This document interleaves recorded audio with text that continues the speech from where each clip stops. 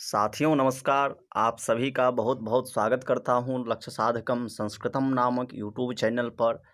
आज हम आपके समक्ष लक्ष्य साधकम संस्कृतम यूट्यूब के माध्यम के द्वारा जो 2020 में जो परीक्षा हुई थी 29 तारीख को, उनके जो 73 कोड का जो ट्रेडिशनल संस्कृत पेपर है, उनके पहले जो 50 क्वेश्चंस होते हैं, वह 50 क्वेश्चंस पहले पेपर के लेकर के आपके समक्ष उपस्थित हूँ। मित्रों, यह पूरा वीडियो देखिएगा तब आपके समझ में आएंगे। तो हम लोग चलते हैं। पहले प्रश्न में यहाँ पर कहा जा रहा है, निम्नलिखित तालिकाओं में रक्तदान शिविर में भाग लेने वाले एक विश्वविद्यालय के 3 विभिन्न ए, बी और सी के विद्यार्थियों का विवरण दिया गया है। तालिका में दिए गए प्रदत्त के आधार पर प्रश्नों के उत्तर दीजिए। यहाँ पर तालिका के आधार पर आपको प्रश्नों के उत्तर देने हैं। तो यहाँ पर कहते हैं भैया, रक्तदान शिविर में प्रतिभागिता, ये फलना चिलना आप वीडियो को जो है रोक करके ये जो है प्रश्न पढ़ सकते हैं। यहाँ पर मूल रूप से उत्तर आपको दिया जाएगा। तो मित्रों, तो इनका जो पहला प्रश्न है वह आपके समक्ष प्रस्तुत करता हूँ। तो रक्तदान में भाग लेने वाले विभाग सी के विद्यार्थियों की संख्या है। तो इनके सही उत्तर हो जाते हैं, जो 3 नंबर का ऑप्शन है वह सही है, अर्थात 130 उत्तर जो है वह सही है। अब दूसरे प्रश्न में है, यदि विभाग ए की सभी लड़कियों ने रक्तदान किया है तो रक्तदान में भाग न लेने वाले विभाग ए के विद्यार्थियों की संख्या क्या है, यह आपको उत्तर देना है। तो इनके उत्तर हो जाता है 2 नंबर का सही हो जाता है इनका उत्तर, 2 नंबर का ऑप्शन, अर्थात 48। अब हम आगे बढ़ते हैं 3 नंबर पे। तो इनमें कहा जा रहा है, विभाग बी के रक्तदान दाताओं की संख्या की तुलना में विभाग ए के रक्तदान दाताओं की संख्या का क्या अनुपात है। तो इनके सही उत्तर हो जाएंगे, जो चौथा नंबर का ऑप्शन है वह सही उत्तर हो जाएगा, अर्थात 8:15। अब हम आगे बढ़ते हैं। तो इसमें है, यदि विभाग बी के 45 लड़कों ने रक्तदान नहीं किया है तो विभाग बी में विद्यार्थियों की कुल संख्या क्या है। तो कुल संख्या के बारे में पूछ रहे हैं, तो इनका जो है चौथा ऑप्शन सही हो जाएगा, 200 इनका सही उत्तर है। अब हम आगे चलते हैं। निम्नलिखित तालिक अब 5वें प्रश्न में कहते हैं भैया, रक्तदान में भाग लेने वाली विभाग, इनमें कह रहे हैं भैया, जो इनमें कह रहे हैं जो रक्तदान में भाग लेने वाली विभाग ए की लड़कियों की संख्या क्या है। तो इनमें 32 जो है ऑप्शन सही है, पहला ऑप्शन इसका। आगे बढ़ते हैं हम। आगे कहा जा रहा है, हमारे पूर्वजों द्वारा पक्ष पोषित पर्यावरणीय मूल्यों का प्रमाण देने के लिए एक अध्येता वेदों से उदाहरण उद्धृत करता है। भारतीय तर्कशास्त्र की दृष्टि से उसके द्वारा प्रयुक्त ज्ञान के साधन को क्या कहा जाएगा। तो 6ठे नंबर प्रश्न का सही उत्तर हो जाएंगे आपके, सही उत्तर हो जाएंगे तीसरा ऑप्शन, अर्थात शब्द प्रमाण कहेंगे उसे। कौन से प्रमाण कहेंगे, शब्द कहा जाएगा। अब हम आगे बढ़ते हैं। निम्नलिखित में से किसका कोयला आधारित ताप विद्युत संयंत्र से उत्सर्जन होता है। तो इनके सही उत्तर जो है 7वें प्रश्न का सही उत्तर हो जाएगा, इनका दूसरा ऑप्शन जो है वह सही हो जाएगा, अर्थात ACE, अर्थात ACE, अर्थात ये नहीं ये वाले हो जाएगा, अर्थात ACE, अर्थात carbon monoxide, sulphur dioxide, particulate matter, इन सब को मिला करके ताप विद्युत संयंत्र से कोयला जो है वह उत्सर्जन होता है। अब हम आगे बढ़ते हैं। संदेशों को संप्रेषित करने के लिए प्रयुक्त किए गए संप्रेषण उद्दीपक को किस नाम से जाना जाता है। तो इनके सही उत्तर हो जाते हैं चौथा जो ऑप्शन है वह, अर्थात कूट। चौथा ऑप्शन जो है वह सही है। अब हम आगे बढ़ते हैं। नीचे दिए गए कथन हैं, फिक्की 2012 ने भारत में उच्च शिक्षा के समक्ष 3 सबसे बड़ी चुनौतियों विस्तार, न्याय, इकट्ठी और उत्कृष्टता बतलाई है। दूसरा कथन है, कथन ए में इंगित यद्यपि सभी 3 मुद्दे अंतर संबंधित है, लेकिन न्याय, इकट्ठी एक बड़ी सीमा तक विस्तार और अभिगम्यता पर निर्भर है। उपर्युक्त कथनों के आलोक में निम्नांकित विकल्प में से सही उत्तर चुनिए। तो सही उत्तर इनके हो जाएंगे, पहला जो है वह सही उत्तर हो जाएंगे, अर्थात यह ऑप्शन जो है सही हो जाएगा। अब आगे बढ़ते हैं। नीचे 2 कथन दिए गए हैं। कंपाइलर्स सॉफ्टवेयर है, तो दूसरा कथन में दिया गया है टच स्क्रीन मॉनिटर्स आगत निर्गत उपकरण है। उपर्युक्त कथनों के आलोक में निम्नांकित विकल्पों में से सही उत्तर कौन से हैं? तो इनके जो सही उत्तर हो जाएंगे वह जो है पहला ऑप्शन वह सही हो जाएगा, अर्थात एक कथन और दोनों कथन यह सही है। यह इनका सही उत्तर है। हम आगे बढ़ते हैं। आगे 11वें नंबर के प्रश्न पे चलते हैं। तो इनके सही उत्तर हो जाएंगे आपके समक्ष दूसरा ऑप्शन जो है वह सही हो जाएगा। तो दूसरे ऑप्शन पर चलते हैं हम। तो दूसरा ऑप्शन अर्थात त्रिभुज का क्षेत्रफल जो है ए का तीसरा हो जाएगा, वर्ग का क्षेत्रफल बी का चौथा, आधार गुने ऊंचाई, समचतुर्भुज का क्षेत्रफल तो सी का जो है वह दूसरा हो जाएगा, अर्थात 1/2 गुने विकर्णों का गुणनफल, समानांतर चतुर्भुज का क्षेत्रफल। तो इनका सही उत्तर चौथा हो जाएगा। अब हम आगे बढ़ते हैं। आगे जब बढ़ेंगे तो कह रहे हैं भैया 2 व्यक्तियों की उम्र में 10 साल का अंतर है। 15 साल पहले ज्येष्ठ व्यक्ति की उम्र कनिष्ठ से दुगुनी थी, तो वर्तमान में ज्येष्ठ व्यक्ति की उम्र क्या है? ऐसा प्रश्न है। तो इस प्रश्न के उत्तर में जो है कह रहे हैं भैया इनका जो दूसरा ऑप्शन है वह सही है। दूसरा ऑप्शन इनका सही है। अब हम आगे चलते हैं। इसमें कह रहे हैं नीचे 2 कथन दिए गए हैं, एक कथन को अभिकथन, दूसरे को तर्क कहा गया है। तो पहला अभिकथन में यहाँ पर लिख रहे हैं ए में, नव मीडिया अधिगम परिवेश के विस्तार के लिए अवसरों का संवर्धन करता है, जिसके बारे में पहले कभी नहीं सुना गया। अधिगमकर्ता स्वयं अपनी अधिगम प्रक्रिया की अभिकल्पना कर सकता है। उपर्युक्त कथनों के आलोक में निम्नांकित विकल्पों में से सर्वाधिक उपयुक्त कौन सा है, ये आपको यहाँ पे बताना है। तो इनके सही उत्तर हो जाते हैं आपके पहला ऑप्शन जो है वह सही हो जाता है। अब हम आगे बढ़ते हैं। तो कह रहे हैं भैया इनमें आपको सुमेलित करना है, सुमेलित कीजिए। तो इनके जो सही उत्तर हो जाएंगे वह आपके समक्ष ये रहा, जो मतलब चौथा ऑप्शन जो है वह सही है इनका। तो चौथे ऑप्शन में यहाँ पे दे रहे हैं ए का चौथा, अर्थात अक्षम श्रोता बाध्यकारी व्यवहार प्रदर्शित करते हैं। अक्षम श्रोता ये हो जाएगा। बी का क्या हो जाएगा, पहला आक्रामक श्रोता अन्य को डराते हैं। निश्चेष्ट श्रोता क्या करते हैं, तो सी के हो जाएंगे दूसरा, आसानी से वक्ता को समझाते हैं। छद्म बौद्धिक श्रोता भावनाओं पर बल न देकर विचारों को सुनते रहते हैं। अब हम चलते हैं। सभी पुष्प खिलौने हैं, कुछ खिलौने वृक्ष हैं, कुछ तितलियां वृक्ष हैं।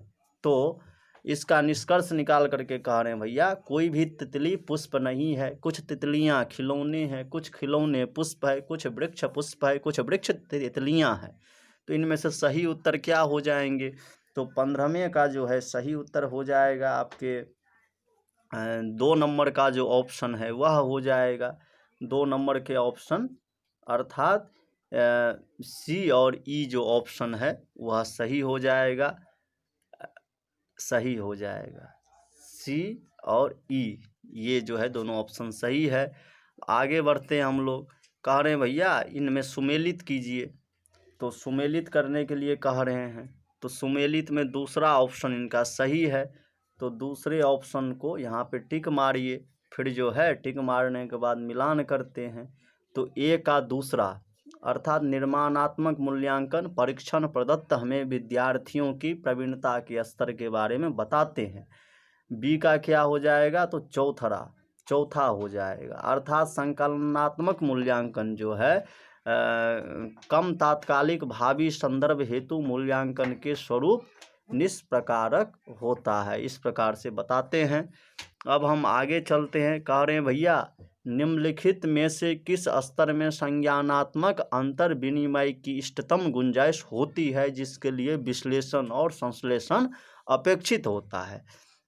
तो 309 का जो है 600 जो तीसरा ऑप्शन है विमर्शी स्तर शिक्षण, यह सही है।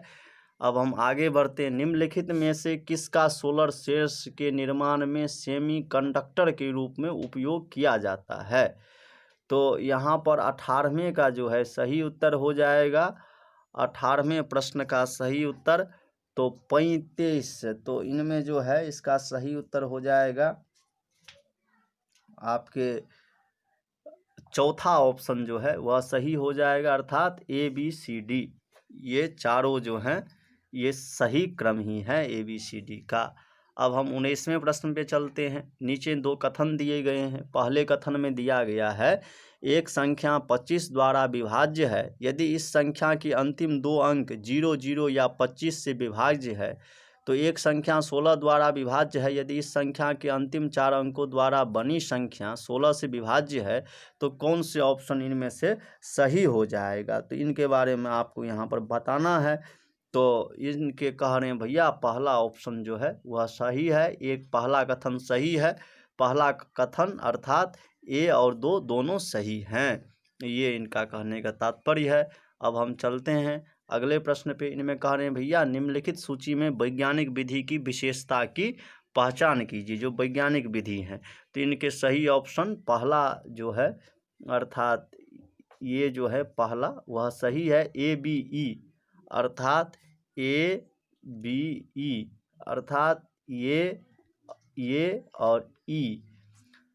निम्नलिखित वैज्ञानिक विधि की जो विशेषता है वह कौन कौन से हैं वह देखिए। स्पष्ट रूप से परिभाषित चर पद्धतियाँ, इंद्रियानुभाविक रूप से सत्यापनीय परिकल्पनाएं होना चाहिए और प्रतिस्पर्धीय परिकल्पनाओं को नकारने की सक्षमता ये होना चाहिए। हम आगे बढ़ते हैं। संप्रेषण के रैखिक प्रतिमान में घटकों का अनुक्रम है, तो इनके सही उत्तर हो जाएंगे आपके तीसरे नंबर का जो ऑप्शन है CADEB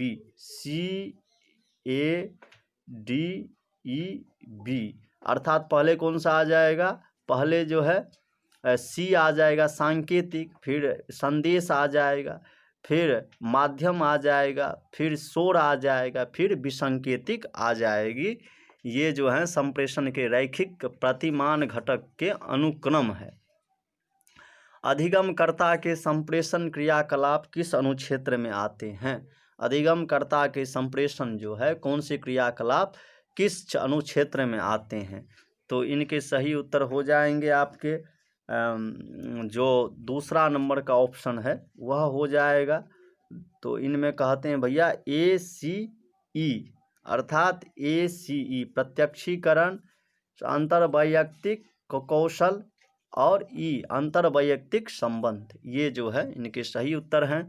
अब आगे बढ़ते हैं हम लोग। निम्नलिखित में से उन विशेषताओं की पहचान कीजिए जो भारतीय मूल्यों का सर्वाधिक उपयुक्त ढंग से वर्णन करती है, तो इनके सही उत्तर आपके हो जाएंगे जो चौथे नंबर का ऑप्शन है वह हो जाएगा BDE, ये सही हो जाएंगे, अर्थात बी में समष्टिवाद पर डी में बल, और डी में जो है सामाजिक स्थायित्व पर बल, ई में जो है विविधता में एकता पर बल।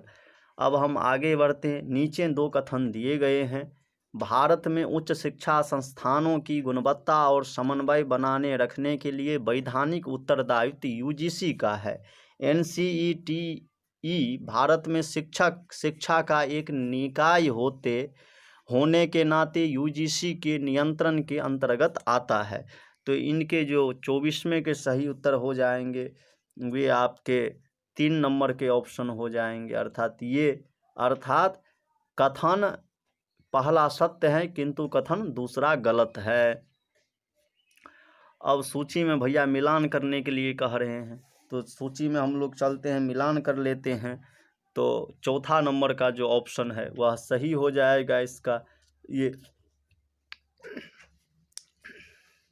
अर्थात ए का जो है तीसरा हो जाएगा विषाणु हेपेटाइटिस, बी का पहला हो जाएगा जीवाणु हैजा प्रोटोजोआ, सी का क्या हो जाएगा तो चौथा हो जाएगा हेलमिथन्स परजीवी कीट का क्या हो जाएगा, डी का दूसरा हो जाएगा।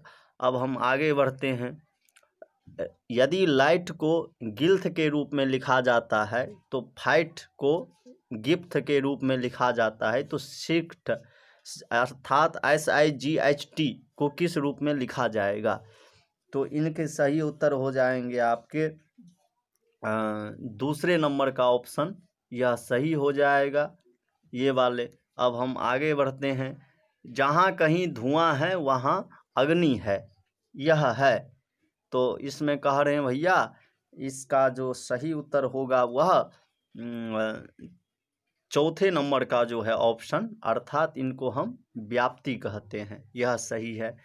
आगे हम चलते हैं। निम्नलिखित में से कौन सी प्रतिचयन विधियां शोध में असंभाव्यता आधारित है। तो इनके सही उत्तर हो जाएंगे 3 नंबर के ऑप्शन जो है वह सही हो जाएगा BDE, अर्थात BDE विमात्मक प्रतिचयन विधि, निर्णय यादृच्छिक प्रतिचयन विधि और स्नोबॉल प्रतिचयन विधि।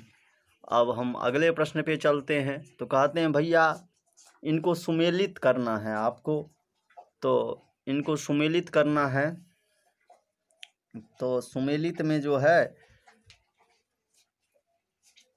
पहला ऑप्शन इनका सही है। तो पहला ऑप्शन में क्या क्या आता है वह हम जांच कर लेते हैं। तो पहले ऑप्शन में ए का तीसरा आ जाता है, ए का तीसरा search engine www.google.com, job openings. तो बी का क्या हो जाएगा चौथा www.naukri.com, ईमेल तो www.gmail.com, ई कॉमर्स www.amazon.in। नीचे दिए गए 2 कथन दिए हैं। ICT आधारित शिक्षण सहायता प्रणाली में अधिगम परिणामों को इष्टतम बनाने की संभाव्यता होती है। नवीनतम शोधों में यह प्रकाश में आया है कि सामाजिक सामर्थ्य से संबंधित कारक केवल संज्ञानात्मक प्रज्ञा की तुलना में अधिगम के अधिक योगदान करता है। तो इनके सही ऑप्शन जो है 300 इनके सही ऑप्शन हो जाएंगे कौन से, तो पहला ऑप्शन यह सही है इनके। अब हम आगे बढ़ते हैं। तो आगे नीचे 2 कथन दिए गए हैं। ऑपरेटिंग सिस्टम हार्डवेयर है, एल्गोरिथम विधि किसी समस्या के समाधान की चरण दर चरण पद्धति है। तो इनके सही उत्तर हो जाएंगे चौथे नंबर का ऑप्शन है वह सही है इनका। अब हम अगले प्रश्न पे चलते हैं। भैया श्रृंखला में BDHJNPP के बाद क्या आएगा। तो इनके सही उत्तर हो जाएंगे चौथे नंबर का ऑप्शन, अर्थात यह टी आएगा आगे। अब जब हम आगे बढ़ते हैं तो कह रहे हैं भैया 2014 में जीवाश्म ईंधन के जलने, सीमेंट के निर्माण और गैस के प्रज्वलित होने के कारण वैश्विक CO2 के उत्सर्जन में योगदान करने वाले देश के घटते क्रम की पहचान कीजिए। तो इनके जो सही उत्तर हो जाते हैं वह पहला हो जाता है CABD, पहला ऑप्शन अर्थात सी चीन, ए संयुक्त राज्य अमेरिका, बी EU 28 और डी में रूस आता है। GUE का क्या तात्पर्य है? GUE का जो तात्पर्य पूछ रहे हैं यहाँ पर भैया, इनके क्या तात्पर्य हैं? तो इनके तात्पर्य जो हैं वह 3 नंबर के ऑप्शन ग्राफिकल यूजर इंटरफेस, यह इनका तात्पर्य है। अब हम आगे की दिशा में चलते हैं। नीचे 2 कथन दिए गए हैं। किसी शोध उपकरण में विश्वसनीयता एक आवश्यक अपेक्षा है लेकिन वैधता के लिए पर्याप्त नहीं है। दूसरे कथन में देते हैं, शोध में जब कोई परीक्षण केवल उन्हीं विशिष्ट संप्रदायों का मापन करता है जिनके मापनार्थ अभिकल्पित होता है तो परीक्षण की वैधता को खतरा होता है। तो इनके सही उत्तर हो जाएंगे आपके जो 3 नंबर का ऑप्शन है, अर्थात यह सही हो जाएंगे 3 नंबर के ऑप्शन। अब हम आगे बढ़ते हैं। निम्नलिखित में से कौन सा विश्वविद्यालय प्रशासन में कार्यकारी अध्यक्ष होता है? तो इनके सही उत्तर हो जाएंगे आपके दूसरे नंबर का ऑप्शन, अर्थात कुलसचिव महोदय। अब आगे बढ़ते हैं हम। निम्नलिखित में से कौन से केंद्र सरकार के मानव संसाधन विकास मंत्रालय में उच्च शिक्षा विभाग के भीतर विनियात्मक निकाय है? तो इनके सही उत्तर कौन से होंगे? तो इसमें कह रहे हैं भैया जो पहला ऑप्शन है NUPEA, यह ऑप्शन सही है, अर्थात पहला ऑप्शन BCD। तो B अर्थात UGC और इसके बाद CAICTE और फिर D ऑप्शन आ जाएगा DEC। ये क्या होते हैं? मानव संसाधन विकास मंत्रालय उच्च शिक्षा विभाग के भीतर में विनियात्मक निकाय होते हैं। आगे बढ़ते हैं। यदि आपके विद्यार्थियों की पहचान निष्पादन तत्परता स्तर की दृष्टि से अक्षम किंतु इच्छुक के रूप में की जाती है तो उनके लिए निम्नलिखित में से कौन सी शिक्षण विधि को उपयुक्त माना जाएगा? तो 300 इनके जो हैं सही उत्तर हो जाएंगे आपके 4 नंबर का ऑप्शन लघुपदीय प्रस्तुतियां जिनमें त्रुटिहीन कार्य एवं प्रबलन की बारंबारिता हो, यह सही है। अब इसमें दे रहे हैं भैया, इसका सही उत्तर है इनका सही उत्तर है चौथा नंबर का जो ऑप्शन है वह है, तो अर्थात HCF का चौथा हो जाएगा। B का क्या हो जाएगा? LCM का हो जाएगा। B का पहला हो जाएगा 672। गुणनफल का क्या हो जाएगा? तो C का दूसरा हो जाएगा 80-64। योग का क्या हो जाएगा? 180 हो जाएगा। अब जब हम आगे बढ़ते हैं तो कह रहे हैं भैया, एक रेलगाड़ी प्रति घंटा 96 किलोमीटर की गति से चलती है। वह एक सुरंग में प्रवेश करने में 3 सेकंड लगाती है तो उसके पूरी तरह पार करने में 30 सेकंड और लगाती है। तो निम्नलिखित में से कौन सा कथन सही हो जाएगा?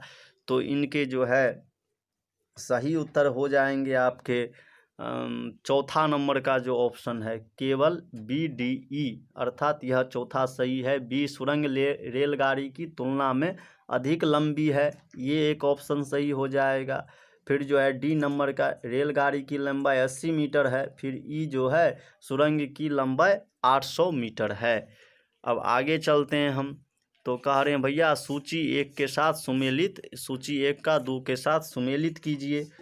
तो इनका जो है सही उत्तर आपके हो जाएंगे 2 नंबर का जो ऑप्शन है वह हो जाएगा। तो चलते हैं हम लोग 2 नंबर के ऑप्शन को मिलाते हैं। इमेज क्या होता है? तो तीसरे इमेज जो होता है वह JPEG। वीडियो क्या होता है? तो B नंबर का चौथा हो जाता है MPEG। ऑडियो क्या होता है भैया? तो C का जो है दूसरा हो जाएगा MP3। Word processing DOC, document करके हो जाएगा। अब कहते हैं भैया निम्नलिखित में से कौन सा सतत विकास लक्ष्य नहीं है? कौन से सतत विकास जो है वह सलक्ष्य नहीं है? तो इनके ऑप्शन जो हैं वो सही हो जाएंगे आपके।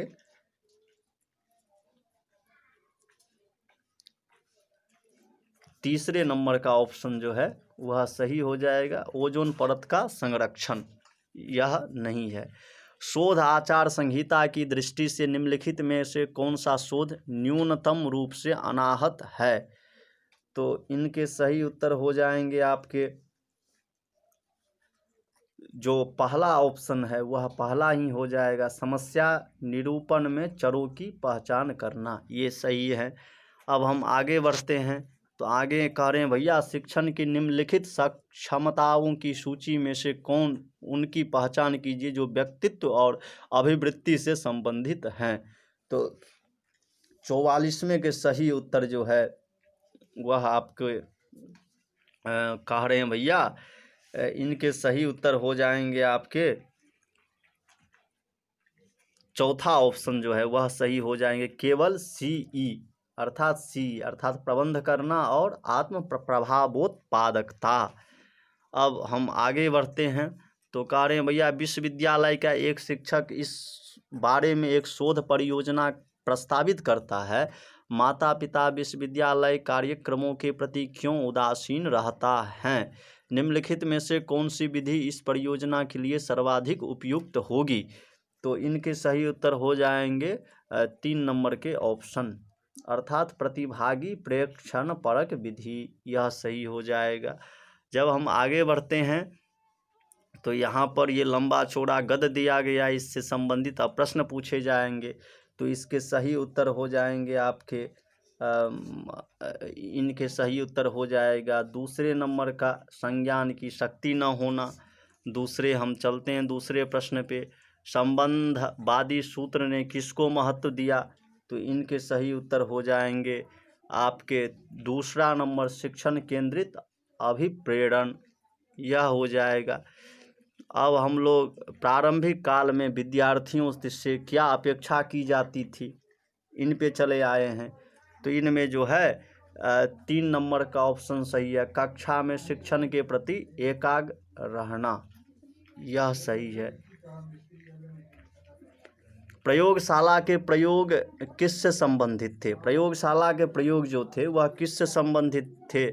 तो भैया इनके कह रहे हैं, इनका सही उत्तर हो जाएगा आपका जो पहला ऑप्शन है वह पुरस्कार और दंड द्वारा बालक को अभिप्रेरणा देना।